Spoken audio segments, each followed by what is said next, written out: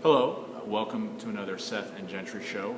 First off, I'm Seth Emerson of the Macon Telegraph and Columbus Ledger Enquirer, and I was up at 3:30 last night because of a baby. And this is Gentry of Dogs 24/7, who He's a little under the weather, struggling, but it's Florida week. it's Florida week. We got to play hurt. Yeah, got to play hurt because a bunch of Georgia players are playing, not necessarily hurt, but they're on the mend. Todd Gurley back, looks like. We'll see how close to 100% he is. Josh Harvey-Clemens looks like he's going to play. Trey Matthews looks like he's going to play. Michael Bennett looks like he's going to play. I mean, they're getting guys back. And if you come into this week saying those four players are going to be available, I think anybody would take that. That's a good week. It's the first good week they've had on the injury front in a while. And, you compare that to Florida. We've said all along that Florida might be one of the only teams in the country, if the only team in the country, that has a worse injury run this year than Georgia's had. And it continued for the Gators again, losing their left tackle and DJ Humphreys. And they're going to have to shake things up a little on the offensive line. And that's where Georgia's good in terms of pressuring the quarterback. So that bodes well for Georgia. I mean, Jarvis Jones has played pretty well against them the last 2 years. Yeah. Between Leonard Floyd, Jordan Jenkins, Ray Drew. Floyd and Jenkins are, I mean, you could easily see that being a problem. Is it, Gentry, does it become a case where when you line up the injuries, Georgia won't have an excuse if they lose this game? I mean, you could kind of say that they didn't have Gurley the whole way against Clemson, and they didn't have Gurley at all the last 2 weeks. But look, they're playing a Florida team that is way more banged up. No, I don't think they would have an excuse to lose this game. But to be honest, I don't think there was as much of an excuse to lose the last game. Nobody wants to hear that stuff. Any of the response you've got is, look, Georgia lost to Vanderbilt. I don't care who's hurt. I don't care this and that. That's inexcusable. And that was been the answer for most of the fan base. Now, Missouri, maybe a little different. Missouri was a little bit better team. But I think that, Georgia clearly wants to beat Florida. It's a huge game. And it's a huge game for both teams. I think, for either one of these teams to get a fourth loss by this point in the season. Yeah, and look at the matchup. Florida just isn't good on offense, especially with all these guys banged up. And, I mean, they rank last in the SEC in total offense. It's pretty staggering to me. This is the third year in a row they're in line to finish outside the top 100 in total offense in the country. Yes. And you look back at, I guess, Tebow's last year, 09, 08 or 09, I guess it was 09. Interesting team. Tim Tebow, Aaron Hernandez. I mean, that was like a top 10 offense. That was one of the best offenses in the country for several years. And to see the nosedive, and it's not... Yeah. It's not just this year. This is a trend. Florida the last few years has been the way they are now. The offense is struggling so much, and the defense has been outstanding.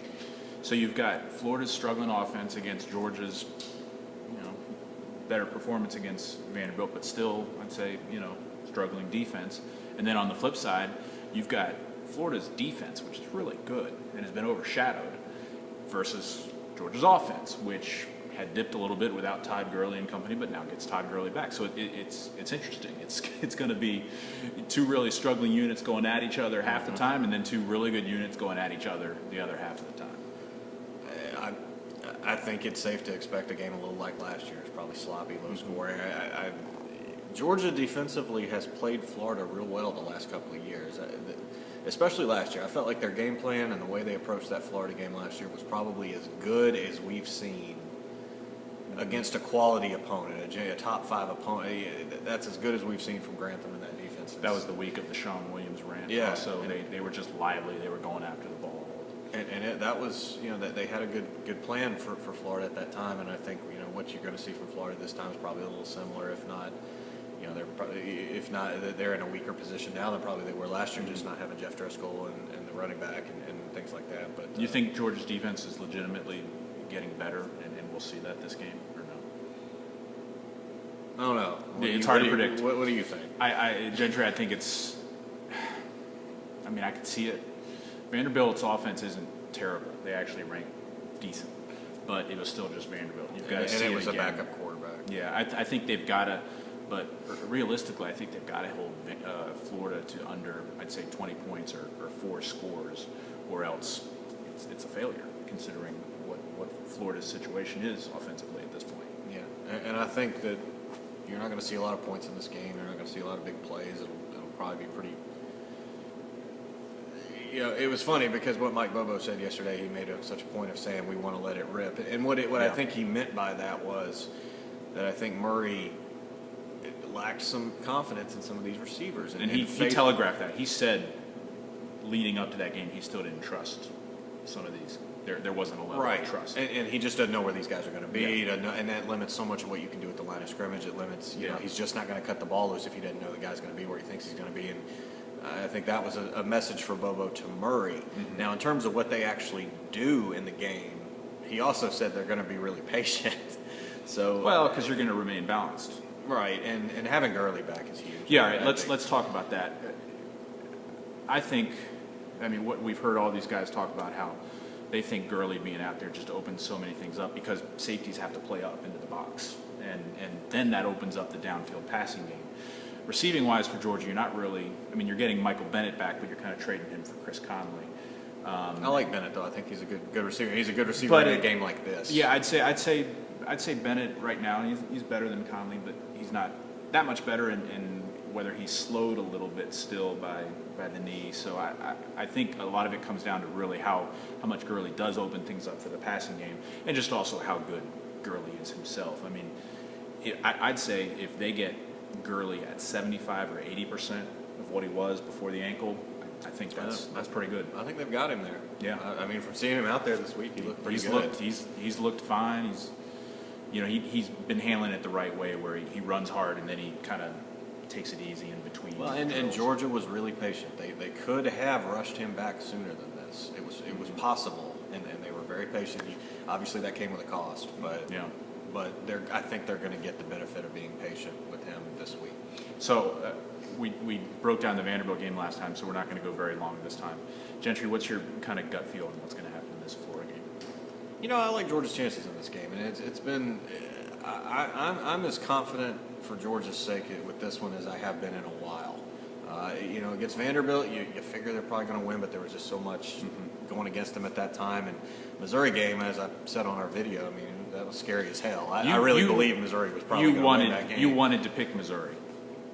I did. I didn't do it. But much like I wanted to pick Clemson before the first game, and I didn't. Yeah. My gut also says Florida or Georgia beating Florida. You look at Florida's injuries.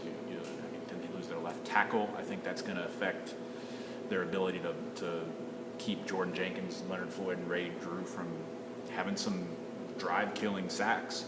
I don't know where they're going to get their offense from at this point. Well, in this game too, I mean, how many times had both of us covered a game down there where you go down there and you like Georgia's chances in Florida? It just does what they always do in this game. Is that mojo kind of gone for Florida? I think it is. I think the last couple of years has stopped that. Now you have a lot of guys on Georgia's team that Will Muschamp has not beaten Georgia. Yeah, Will Muschamp hasn't beaten Georgia.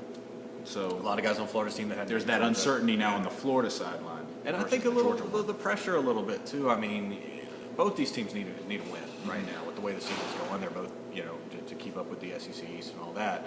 But if you're Florida, you're looking at a schedule where you've got a game like this, and then a team like Florida State coming in at the end of the year as another rival. You start to add up their record, it could get interesting. They go to South Carolina still, right? Yeah. So I don't think Will Muschamp is on the hot seat now, but if they finish like 5-7 or something, could be interesting. No matter what happens, Mark Richter's not on the hot seat. The difference to this game to me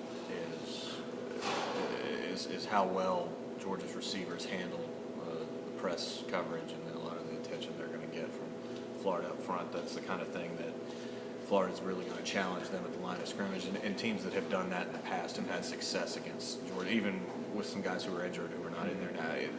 They've had some success being able to do that. If Gurley is able to open things up, I think that could really help Georgia a lot. I think the key to me they're going to have to make some plays downfield, though, even with Gurley, and this is a tough defense to do that against. They're going to try. Ultimately, I think there's a lot of obvious, beyond the obvious turnovers, special teams. It's, who knows what's going to happen with Georgia. I actually think Georgia's defense should play pretty well. Florida's offense is not. They've had a bad run this year, and they're trending down. I think if Todd Gurley is close to 100%, like we said, like 75, 80%, and Aaron Murray does not have a game like he did in the first half last year against Florida, I think Georgia can win this fairly convincingly. It sounds strange to say that going to a game in Jacksonville and say it. Yeah. just because so many years I've just refused to pick Georgia to win because I'd seen it so many times down there. But If both teams were at 100%, it's a toss-up. But it's a totally different game. But they're not. They're not. No. Georgia's getting healthier. Florida's getting worse. Well, we'll see, and we'll see y'all next week. Thanks for watching.